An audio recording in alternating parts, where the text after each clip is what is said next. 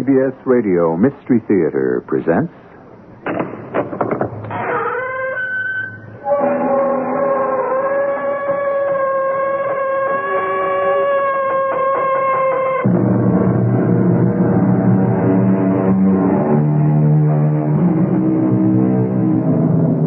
Come in. Welcome. I'm E.G. Marshall. We're about to hear a story involving a private eye of yesteryear.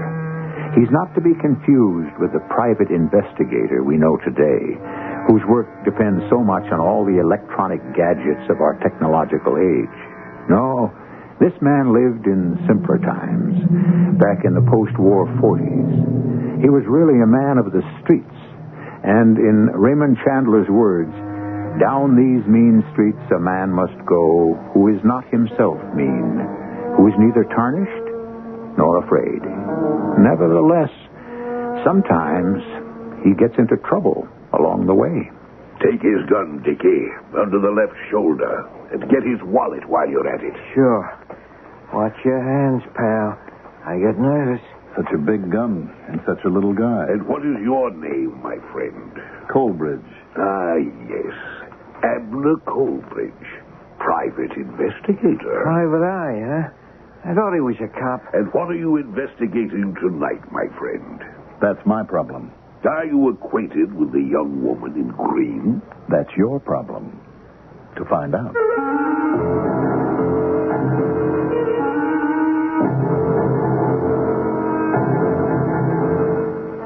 Our mystery drama, entitled Blood, Thunder, and a Woman in Green. It was written especially for the Mystery Theater by Fletcher Markle and stars Mandel Kramer.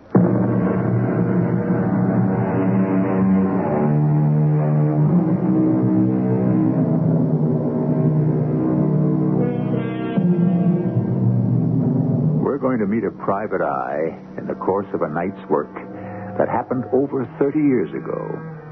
Around that time, Raymond Chandler, speaking of the fictional private eye, observed, he's a lonely man, and his pride is that you will treat him as a proud man, or be very sorry you ever saw him. He talks with rude wit, a lively sense of the grotesque, and a contempt for pettiness. Well, here comes Abner Colbridge. He's no Philip Marlowe, believe me. Just a minor brother in that fraternity of tough guys back in the Marlowe era. A private eye of long ago who's certainly going to need his sense of the grotesque before his story is done.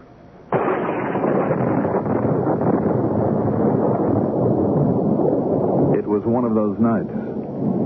You're not doing anything, and you don't expect to be doing anything, and then all of a sudden, you're in a barrel of monkeys. Trouble. This night, with the city trembling under a thunderstorm, the trouble was murder. I heard about it around 9:30. And by 9:35, I was involved in it. It was like this. At 9:30, I was flopped in my room and the phone shouted at me. Yeah, hello. Colbridge. Well, what if it is? Who's this? Abner, it's Bo Peep. Who? Peeper Mandy, Abner. Bo Peep. Oh, hello, Bo. I'm sorry, I was half asleep, settling my dinner. How's the eye of the news? Abner, listen. 15 minutes ago, I got the picture of the year. I just got in. The picture of the year. 2 years, 5. A gunfight, a murder, and blood like a busted hydrant with dancing girls for background. 12 dancing girls. Count them, 12. I was out on a story for school. Yeah, and you just happened to be there at the time. You just happened to have your camera with you. Oh, you know me, Abner. I always know where to be. Sure, Bo, sure. I read the dust jacket of your book. Right. But it's the picture of the year, I tell you, and the story. Of the decade, Bo. The century.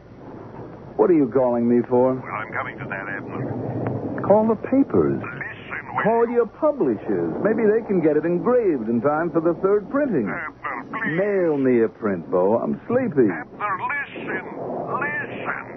I want you. I want you to come right over. I got a job for you. What's the matter? Can't you get a messenger boy? Abner, cut it out, but we're wasting time. What kind of job? Bodyguard, and besides... Bodyguard? Now, let's get this clear, Bo. It's a lousy, rotten, wet night. And I have a failing reputation to maintain as a private investigator. Now, if you're in deep, call a cop. Bodyguard. Sir, please let me finish. Bodyguard for me, investigate for them. They're good for a fat fee, Captain. Who? Scoop. The picture tabloid. I told you. I was out on a story for them when I saw the gunfight. I've got a murder on film right here in my hand. It's the picture of the year, believe me. I'll believe it when I see it. I gotta develop, Abner. I got no time to argue. You haven't. You just come on over to my place. You know where it is, Lucerne Apartments. I know where it is, Bo, and I'm not interested. You will be. Oh, listen, there's somebody at the door. It's probably Miriam. Oh, wait till you meet this Miriam Taylor, Hefner. She's green as grass, but she's got a lot of guts. So grab a cab and come on over. No. Capital N, capital O. Same old Hefner. I gotta get my door. I'll see you.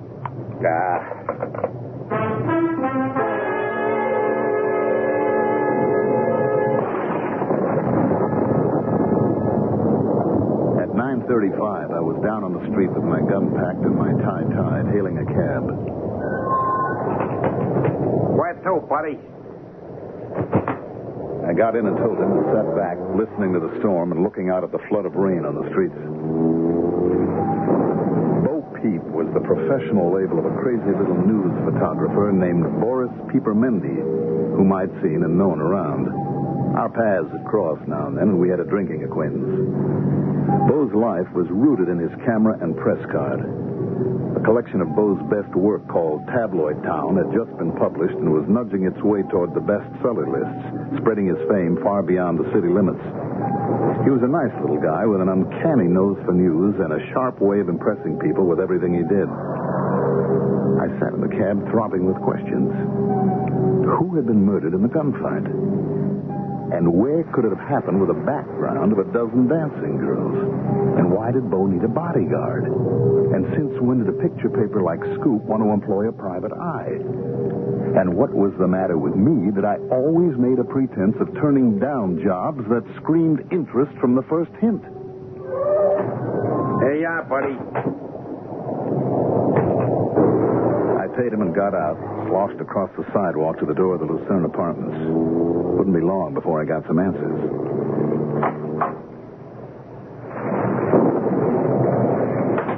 Bo Peep, 219. It was an old brownstone block, smelling of age and onions and rotting linoleum. But Bo had never been able to permit his living habits to keep up with his income. He stayed as close as he could to police headquarters, which was just around the corner. The elevator was up on another floor, and I only wanted the second, so I used the stairs. Little winds were rattling around the stairwell and through the high, hollow halls. One minute the storm seemed vague and remote, and the next minute like another planet coming down through the roof. 219 was a few doors down the hall to the left from the top of the stairs. There were 3 naked bulbs offering a hard white light at intervals along the hall, and the second one was over Bo's door. The door was slightly ajar, and from under it came a narrow, curling snake of red, sparkling in the strong light. Blood. Blood has a way of letting you know that your first guess wasn't wrong. I kicked the door open. Bo was lying half on his side and half on his back on the floor, feet toward me, and the door just grazed his foot on its way in. There was an injured speed graphic with a flashbulb attachment beside his outstretched left arm. His right arm was clutching at a red pulp of stomach where somebody had done terrible things with a knife. His body was warm, but he wasn't alive. I stepped back and looked up and down the hall. No one. I re-entered the room and closed the door behind me. I thought of Bo saying that he wanted a bodyguard, that there was no time to argue, that he had to develop, and that there was somebody at the door. It was a big room with a double bed and a side table with a telephone on it. chest of drawers, an armchair, another smaller chair, a bookcase piled with magazines and newspapers, and a table loaded with cartons of flashbulbs and camera paraphernalia. The walls were covered with Bo's pictures, glossy prints and clippings, and a huge enlargement of Bo holding his speed graphic that was obviously a self-portrait taken in a mirror. There was an alcove kitchen in one corner and a bathroom between it and another alcove heavily curtained. Bo's dark room. "I gotta develop," Bo had said. I crossed the room and switched out the overhead light. Stepping across the body, I felt my way around the bed to the alcove curtain. I pulled it back, and then another curtain behind it. And a soft glow from a colored light revealed shelves of bottles and boxes of paper, enlarging and printing equipment, and a row of white trays on a table. The trays were empty. Then I heard a door closing in the front room. There was a tall man in a tuxedo standing at the door, smiling at me through a small beard. And there was a gray-faced kid in a brown suit standing behind him, pointing a .38 at me. Good evening, my friend. Hello. This is a rather sordid scene of crime and passion, is it not? Your hands up very high, please. Watch him, Dickie. I'm watching. Just what the devil is this? A good question. He has a gun, Dickie, under his left shoulder. Get it. Sure. And his wallet while you're at it. Uh-huh. Watch your hands, pal. I get nervous. Such a big gun and such a small guy. I'm not surprised. Now, listen, you... Dickie, restrain yourself. Now then, my friend, let us introduce ourselves. My name is William Shakespeare. What's yours? Sherlock Holmes. And that's little Bo Peep on the floor behind you. What'll we call this fumbling gunzel of yours? Huckleberry Finn? Very funny. You want any of his stuff, boss? I'll take the wallet, Dickie. Just put his gun on the table. You look rather foolish with one in each hand. As I was saying, my friend, the name is Shakespeare for business purposes, just as our deceased companion called himself Bo Peep for his business purposes. What concerns me now is your name. Coleridge. For almost all purposes. My card's in the first flap of the wallet there. No need to mess up the rest of it. Ah, yes. Abner Coleridge, private investigator. Private eye, huh? I thought he was a And cop. what are you investigating tonight, my friend? The distressing demise of Mr. Bo Peep. I wasn't. I am now. Oh, this is taking time, boss. Let me... Make use of the time, then, Dickie. What did we come here for? Give me your gun. I'll watch Mr. Abner Coleridge. You collect the film. Sure. Get everything in sight here and everything in the dark room. If it's been developed, cover the tray and we'll take it with us. It would be amusing to see Mr. Peep's work. The trays are empty. Check that, Dickie. Yeah, I'll check everything, boss. You are somewhat familiar with the circumstances, I gather, Mr. Coleridge. Somewhat. Are you acquainted with the young woman in green? Well, I might be. It depends. There are a lot of women in green around. It's the season for green. This young lady is unmistakably worthy of that description. Green hat, green dress, green shoes and accessories, and red hair. Lovely red hair. It may seem a peculiar combination, but I assure you it's exceedingly becoming in her case. Do you know her? Maybe. Nothing in the dark room. Very well. Collect all the other loose film in here. Gotcha. Are you, investigating alone, Mr. Coleridge? I might be. It depends. You're being rather difficult. So are you. May I drop my hand? Certainly not. I'm ready, boss. Let's blow. Have you got everything this time, Dickie? Yeah, it works. It's all on the table here. You want to answer that? No. Yes. Why not? Quiet, both of you. Hello? Hello? Is that you, Bo? Is this Mr. Peebermander's apartment? Hello? Wrong number. I think that was our young woman. Oh, let's get out of here, boss. The cops are liable. Look out, Dickie. He's diving for his gun. Sap him, Dickie. Sap him. Dad! Well, as Raymond Chandler said, Some private eyes have no more personality than a blackjack. But when the latter hits the head of the former, it's not really a question of personality, is it? It's simply a question of survival. And we'll find out how Abner Coleridge survives when I return with Act Two very shortly.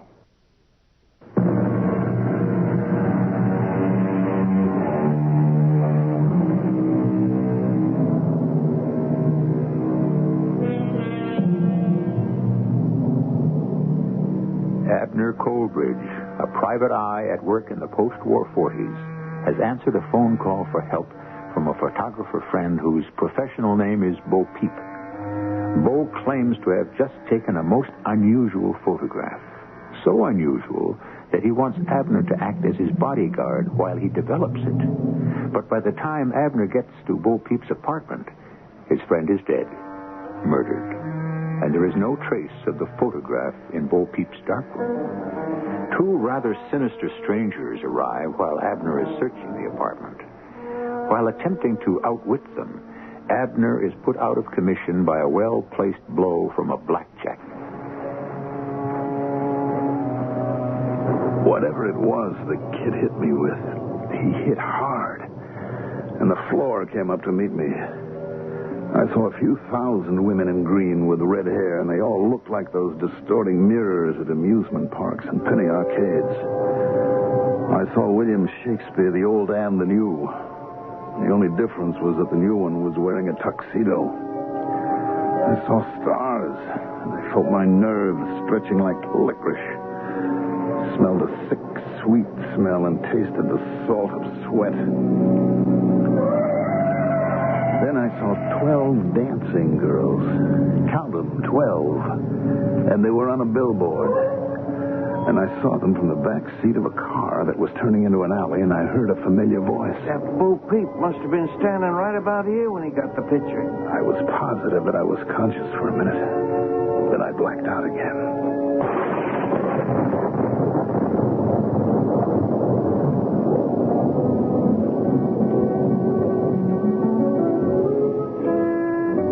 Came around to full consciousness. I was roped tightly to a chair in a large, expensively furnished office.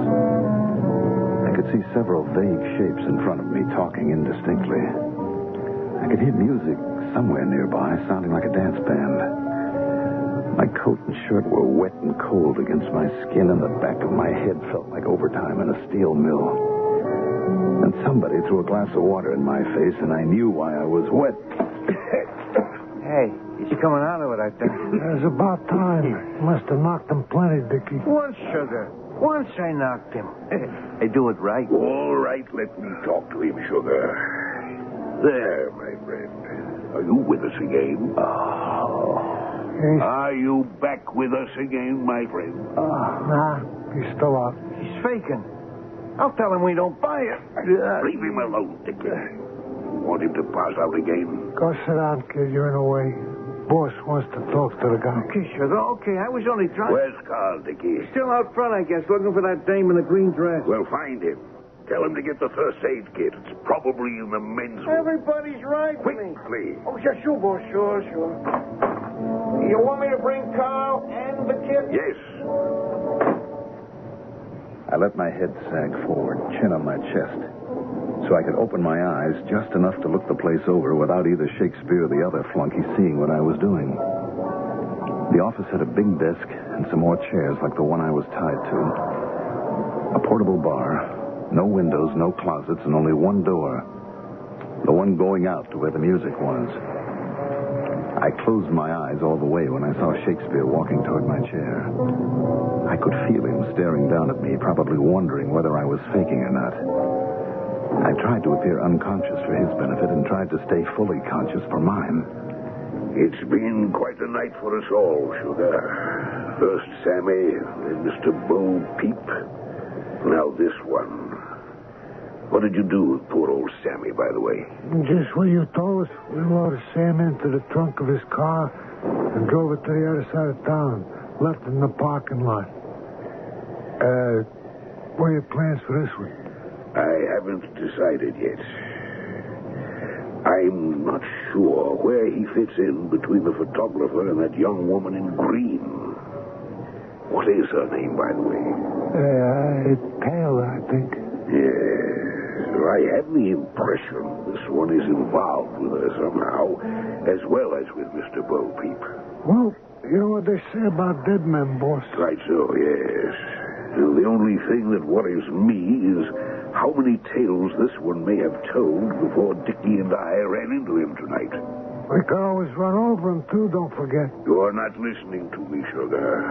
I want to keep him alive and well for the time being. Hey, you hear that? I don't know how well he is, but it's a cinch he's still alive. Yes, but first we need that first aid kit. He's bleeding heavily back here where Dickie knocked him, as you put it, with his blackjack. So, what's the big deal? The big deal, Sugar, is that I'm worried about who this man might have talked to about that photograph. It's very clear he knows something about it. He was in Bo Peep's dark room when Dickie and I first bumped into him, and he knew the developing trays were empty. You think maybe he's got the film? No, we searched him before we brought him over here. Think maybe he knows where it is? Is that what you mean? That is exactly what I mean. Then we need to talk to him some more, don't we, boss? I tried to look as limp as a bag of dirty laundry while Shakespeare was getting his drink. I tried to figure out how to stay alive by asking myself some of my own questions. Had I really seen the 12 dancing girls on the billboard from the back seat of the car that brought me to this place? And had I really heard Dickie's voice talking about where Bo Peep was standing when he got his picture? Or had I been delirious from the pain in my head? And most of all, where was I? Did the music I could hear have any connection with the dancing girls in Bo Peep's photograph? Here we are, boss. Carl and the kid. Sorry to keep you waiting, Chief. Oh, now I see why you wanted the kit. You want me to... Just give it to me, Carl. Put it on the desk here. Sure. How's he doing? Guy's coming out of his slush of iodine on his scalp to bring him around. Did you find her, Carl? Miss, what's her name? Taylor, boss. Oh, the dame in green. No, she left in a cab about half an hour ago. But we must find her. Don't you understand? She may know about the picture. Now, take it easy, Chief. She left word she'd be back. And I've told everybody out front to send her here to the office as soon as she turns up. Anyway, how could she know anything about the picture? She was in here talking to me at the time. She might have heard the shots. Don't forget the storm, boss. Right. If anybody heard the shots over all that thunder, we'd have had a visit from the cops long before now. You know, you're quite right, Carl. Yes, of course. It's been rather a disturbing evening. Now then, what about the film we brought back from Bo Peep's place? Marty's taking care of that. It's being developed by a friend of his, a guy we can trust. Marty's with him right now, and he'll call us on the private line after he's checked everything out. Good. Well, now let's get back to our friend here. Where's the iodine? Oh, right here, boss. You want me to slap some on? Yes, go ahead, Sugar. Pale, isn't he? He'll be all right. Oh, you sure knocked him, Dickie. Look at this mess. Once, Sugar, once, honest. Here goes. Water, Dickie. Sure, ready and waiting. Hey, that's more like it. He's coming around. Let me try something. You're going to be all right, Mr. Colbridge. The pain will go away and you'll be feeling better very soon. But right now we need some information. You know Mr. Bo Peep, don't you? Yeah, Bo's dead. Yes, he's dead. We all know that. Now, we're all friends here. The point is, did he talk to you before he died? Did he talk to you on the telephone? Telephone? Yes. Telephone. Did he talk to you? Did he tell you about the photograph? The photograph? Yes, exactly. A photograph. A picture. I think he must have been quite pleased with it. Did he tell you anything about that picture? Anything at all? Anything, Bo? I think he's faking. Shut up. Let the boss do the talking. Tell us what you know, Mr. Colbridge. It's extremely important to me. I know you. Of course you know me, and I know you. But what about that photograph? Did Bo Peep tell you anything about it? A picture of a shooting, wasn't it? The killing? You sat me. Did you say Sammy? Hey, how do you know about Sam? Quiet, all of you, very quiet. Now, what about Sammy, Mr. Colbridge? What about him? Died. Did you say Sammy died? Died. You got me tied up here. Oh, damn, it was just a coincidence. He couldn't have known about Sammy. I know you. You zapped me. What'd you zap me for? What's this all about, Shakespeare? What am I doing here? What a fool. You said it, Chief. He's bloody in more ways than one. Now, listen to me, Shakespeare.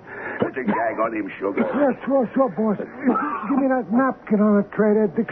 Is it big enough? That'll do. You're going to be sorry, Shakespeare. You do. I'll take care of him for a while. It's nice and tight. I'm sorry we took the time to bring him here. He's more trouble than he's worth. Why did you bring him, Chief?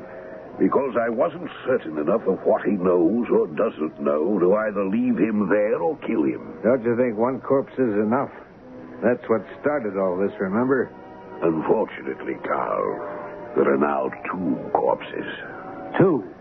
You mean... I mean the photographer, of course. Dickie had to dispose of him the first time he went after the film. We'd followed him to his apartment in my car. Dickie went up alone and knocked at his door, right, Dickie? Oh, just following orders, boss. He could hear Mr. Peep inside talking on the phone to someone named Abner, who later turned out to be our friend over there. But he kept right on knocking at the door. Mr. Peep finally answered it, but he put up a fight. Dickie had to use his knife on him. Right, Dickie? Well, I didn't have no choice, boss. I told you that. Regrettably, however, Dickie complicated things even further by only taking the film that was in Mr. Peep's camera. Later, when we discovered it hadn't even been exposed, I had to go back to the apartment with him. That's when we ran into our friend, Mr. Abner Colbridge, in person. If you ask me, Chief, I'd say you're talking too much in front of our friend over there.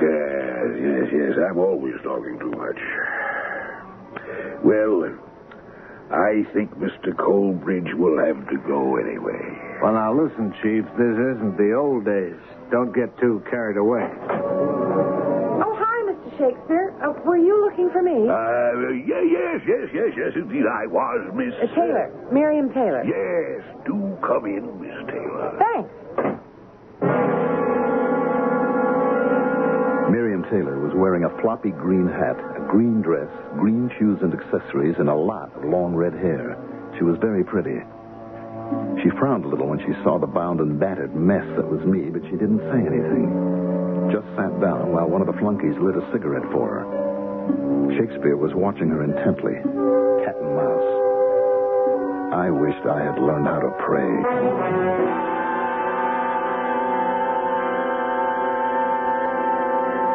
Well, so far we've had our share of blood and more than a little thunder. And now, at last, we've met the woman in green. Poor Abner Colbridge, our frustrated hero, is fit to be tied. And yet, being tied as well as gagged, he's not really fit to cope with the arrival of our heroine. There's always the possibility, of course, that Miss Taylor may not be a heroine at all. We'll find out more about that when I return with Act 3, right after this.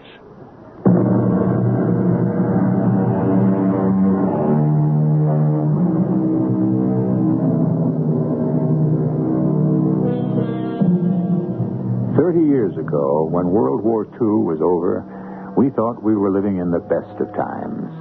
But crime is always with us, in good times or bad. And even though we didn't have sophisticated bugging devices to invade our privacy back in the 40s, we still lived in the shadow of blackmail and the black market, and there was plenty of work for a private eye. Which brings us around to Abner Colbridge, our hero with a headache from a blackjack. So there I was, tied to a chair with a gag in my mouth, unable to do anything but wait and see what was going to fall into place between Shakespeare and his 3 flunkies and the young woman in green. Miss Miriam Taylor was just sitting there ignoring me, calmly smoking a cigarette and making small talk, when her name fell into place in my head from Bo Peep's phone call earlier that night. Besides, there's somebody at the door. It's probably Miriam. Oh, wait till you meet Miss Miriam Taylor after. She's green as grass, but she's got a lot of guts. I was just wondering whether it had been Miriam Taylor or Dickie at Bo Peep's door when the small talk in the office was interrupted by the telephone. I'll get it, Chief. Hello. Yeah, Marty, this is Carl. What's the word?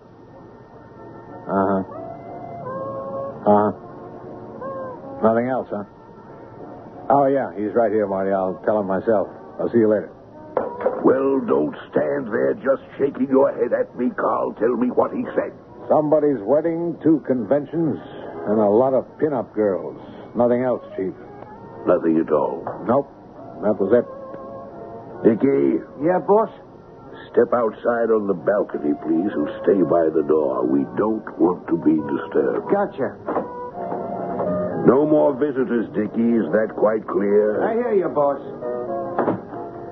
Now then, Miss Taylor, how are you getting along? You and your photographer. Oh, we've got the makings of a good story, Mr. Shakespeare. But I just can't figure where Bo Peep's got to. Haven't seen him for hours. Is that so? Have you been looking for him? Oh, sure. I called him at our office, and I called his apartment, and he wasn't there. What do you suppose has happened to him? I just don't know. He must have gone out on another job. We only hire him by the hour for an assignment like this, you know. And there wasn't any definite time set, except for the big show at midnight, and it's almost midnight now, isn't it? Right so. But you were out for a while, too, weren't you, Miss Taylor? Well, yes, I was. I had another assignment myself. They keep us busy these days. So it would seem. Did you know that we had a little trouble here tonight, Miss Taylor? Trouble? No, I didn't. Yes. We've been trying to locate a picture, a very valuable photograph. And this gentleman trussed up in the chair here has given us quite a spot of bother in connection with it. I didn't notice him, of course. Do you know who he is? Why, no, I've never seen him before. But surely his presence must have aroused your curiosity when you came in a few minutes ago. Yes, I'll admit I was a little puzzled. I mean, he looked so miserable. But I don't want to ask any questions. Oh, come now, Miss Taylor. It's part of your business to ask questions. I'm surprised at you. Well, after all, Mr. Shakespeare, there's a difference between public matters and private matters. I think it would be a most excellent idea if you did question this gentleman, Miss Taylor. Have a little chat with him. Interview him, shall we say? Hey, the storm's going to break in about 5 minutes, boss. You want to come out and take a look at things? Yes, indeed, Dickie. We'll be right there. Gotcha. Now, look, Chief. You're not going to leave these 2 here alone, are you? That's carrying all this a little too far. Never mind, Carl. Take off his gag, Sugar. Yeah, but listen, boss, you Don't can't just... tell me what I can't just, Sugar. I know exactly what I'm doing. Take it off. Okay. Now, gentlemen, we are going to leave Miss Taylor and Mr. Colbridge to themselves for a nice little chat. Are you out of your head, Chief? That's his name, Miss Taylor. Abner Colbridge. Carl, Sugar, come along. If you don't watch out, you're going to blow this whole thing wide I open. said never mind, Carl. Hurry along, Sugar. I don't got it, boss, but whatever you say. That's right, Sugar. Call us if you need us, Miss Taylor. We'll be right out here on the balcony. But please, Mr. Shakespeare, I don't understand. Just call us. I don't understand either. But don't say anything. It's some kind of trick. They must be listening. I thought you must be Abner Colbridge when I first saw... Don't say anything. They must have a way of listening, or Shakespeare would never have left us alone here together. He's after a photograph, and he's desperate. He's trying every angle he can think of. That's a heavy door. Who can eavesdrop? It's also the only way out of here. I know that. But this place is almost soundproof. Is there a dictaphone or any kind of intercom over there on the desk? No. No, nothing at all like that. Just a couple of telephones. Either one of them off the hook? Nope. There's just no way they can hear us. Anyway, I'll whisper. It's got to be a trick of some sort. Now be careful. This is life and death stuff along about now. I know it's life and death. I've seen a sample of the death. I made a terrible mess of explaining myself a minute ago on purpose. I wanted to get involved. I came back here with that in mind. What's this all about? Where are we? And who are these people? And what was the picture Bo Peep got that caused all this? Who was murdered in the first place and what? Let me tell you. I've been waiting to talk to you for almost 2 hours, ever since Bo said he was going to call you. How did you know he called me? Because he called me first. Now, shut up and listen, Colbridge. Call me Abner. You're probably the last person who ever will. My name's Miriam. Taylor, yes, I heard. Who are you? I work for Scoop, the picture tabloid. I came here tonight with Bo Peep to do a story on... Came where? Where are we? We're in the upstairs office of a new nightclub called The Tempest. It's owned by that maniac who calls himself Shakespeare. The room we're in is on a sort of balcony overlooking the dance floor. And that's opening night you hear out there. Shakespeare's real name is Bulwer Townsend. And he's a six-faced crook who brought an elaborate black market system over here from England 5 years ago. He's been cleaning up, of course, during the war. And now that he's out of one business, he's bought himself into another. And where did you get all this information? From Bo Peep tonight, before that poor little guy. Yeah. All right, go on. Well, we hired Bo to do the pictures on a story for the On the Town page. He knows everybody. Anyway, this club, The Tempest, gets its name from a routine they're going to have at midnight every night. They turn on wind machines, rattle a thunder sheet, and drop confetti, and the dance floor rocks, and the band plays Stormy Weather. That's what they're out there waiting for right now. That or listening to us. Now, what about this picture Bo had that they're all so anxious to get hold of? I'm coming to that. When Bo and I arrived here tonight, and the real storm was on, Bo figured he ought to get a few outside shots of the club. A good angle, I thought, seeing the Tempest inside and out. and he was around the back in the alley, taking pictures in the lightning flashes, when he accidentally got the gunfight. What gunfight? Bo Peep told me on the phone. The way I understand it, that maniac Shakespeare and his former partner had a shoot-'em-up out in the alley. A gunfight. They've been quarreling for weeks, Bo said. And lucky little Bo just happened to get them in a shot he was taking of the old Dancing Girls billboard out there. Billboard? Tell me more. It belonged to the club that was here before Shakespeare took over and remodeled the place. Then I did see it. Well, everybody's seen it. But not with a murder taking place in front of it. Bo took off like a rabbit, of course. Scrambled over to his place with a roll of film, phoned me, and then you. He wanted to have everything set up for the cops to walk in. A scoop for Bo Peep, and a scoop for Scoop. And he wanted your protection, I guess. I figure he just never thought about being followed. Well, what happened to the picture? I'm getting to that. Well, get there faster. Bo said he'd call me back at the club here as soon as he got the film developed to let me know if it was any good or not. I was getting interviews with everybody here and looking for angles. Come on. Well, I waited, and he didn't call. And there'd been plenty of time for Bo to develop and know if the negative was any good, even if it wouldn't be dry enough for printing. So I called him. Somebody answered and let me prattle on for a minute and then said, "Wrong number." But I knew it wasn't a wrong number. I know the sound of a ring on Bo's phone. There's a catch in it, like a hiccup. I know, I was there. You were there? With Shakespeare? Yeah, we'll come to that. Now, wait a minute. How did you know it was Shakespeare? I'd been talking to him. getting an interview only an hour or so before that. You mean to tell me you wouldn't recognize that voice?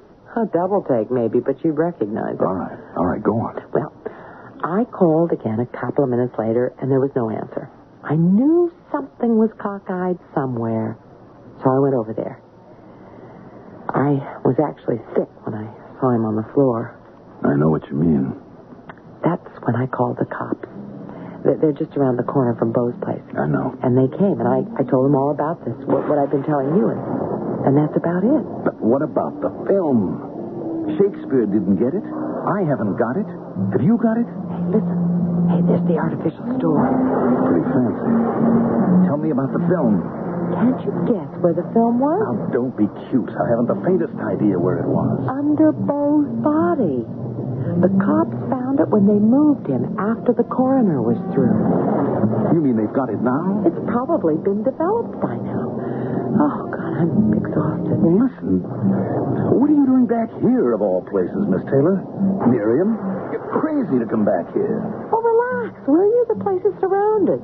Droves of cops. You're as safe as your bank account. I came back here to follow the story from the inside. But what are they waiting for? What are they... Settle down, mister. They're waiting for the picture, that's all. They found Sammy Walston's body in the trunk of his car an hour ago. Sammy who? Walston.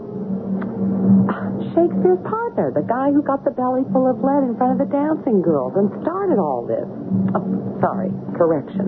I guess Mr. Shakespeare started all this. Well, it certainly isn't ending up the way he wanted it to. Do you have any idea at all why he left us alone together in here? Who knows? Oh, maybe he thought he'd find out if we were, what is it they say in detective stories? In cahoots. Maybe he thought I'd untie you so we could try to escape, and then they'd nab us out on the balcony. Maybe he was just so desperate he didn't know what else to do with us. I feel like a fool. You aren't a fool. You're just in the wrong business. Listen to that. Bang, bang. Ooh, sweet music. They developed a picture. Well, untie me, will you? With pleasure. And we need to get you to a doctor. Oh, you'd better come into the newspaper business, mister. The public eye is a lot safer than the private eye.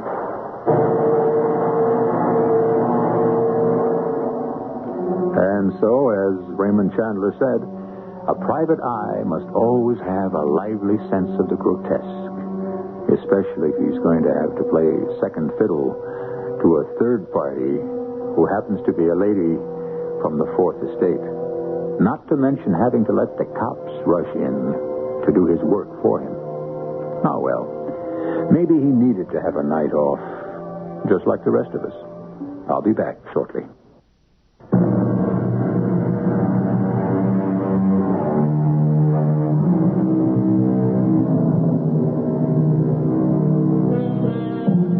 At the beginning and between the acts of our story, we included a few quotes from Raymond Chandler.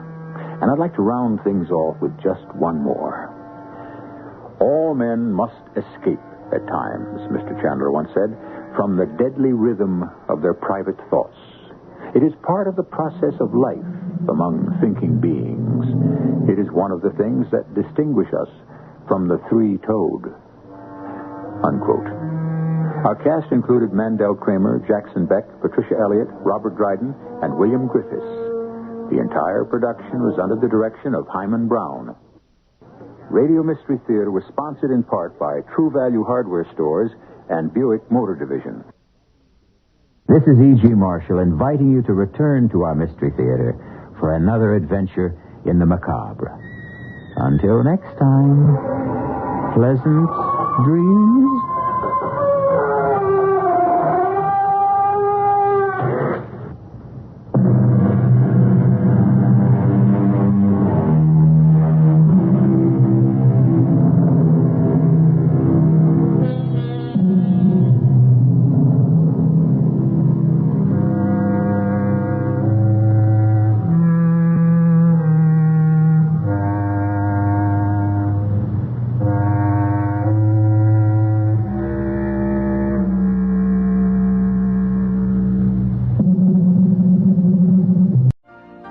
You've been listening to the OTR Gold Network. Find more classic radio at otrgold.com.